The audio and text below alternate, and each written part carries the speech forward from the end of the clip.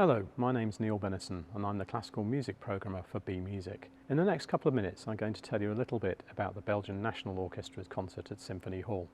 We begin with the turn-of-the-century Italian composer Ottorino Respighi. Respighi is known to most people for his Roman trilogy, a set of 3 evocative pieces entitled Fountains of Rome, Pines of Rome and Roman Festivals.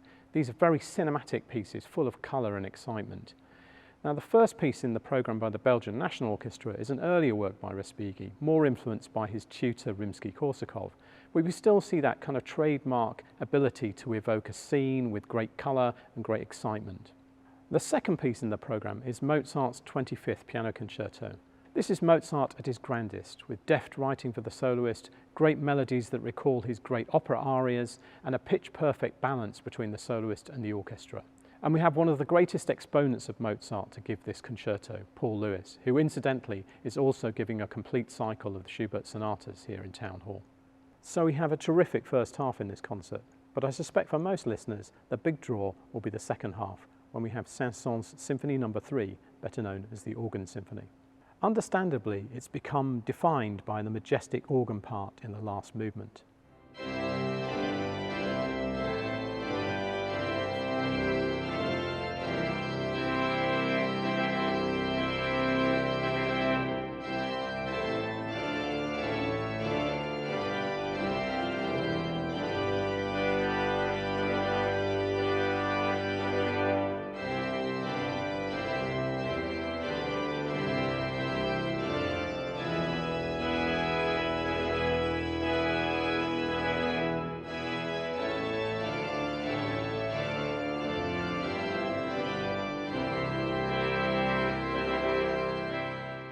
This is actually quite a small part of the symphony.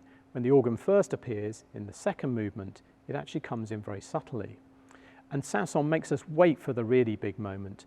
And before that, he has all kinds of tricks, treats and thrills in store for us before he pulls out all the stops.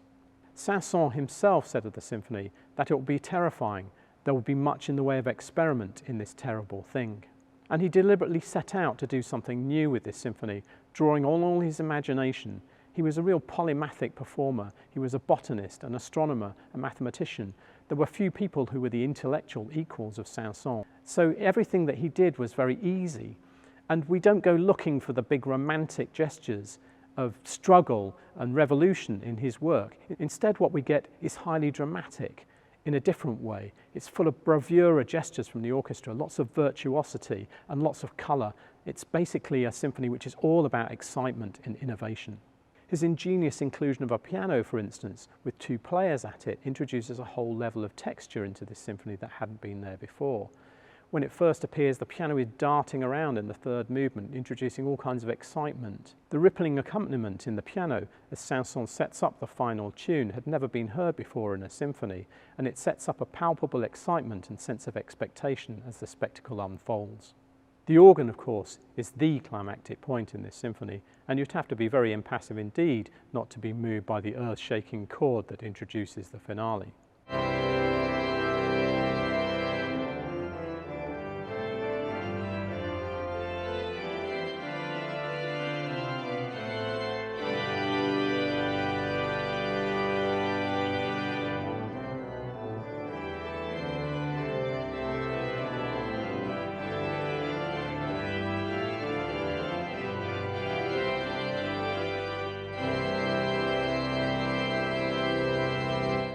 Like a master pyrotechnician, he knows not to blow all his fireworks too early.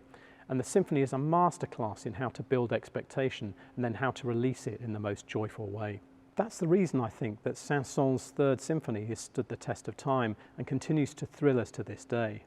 It delivers its drama with irresistible energy and makes us feel good to be alive.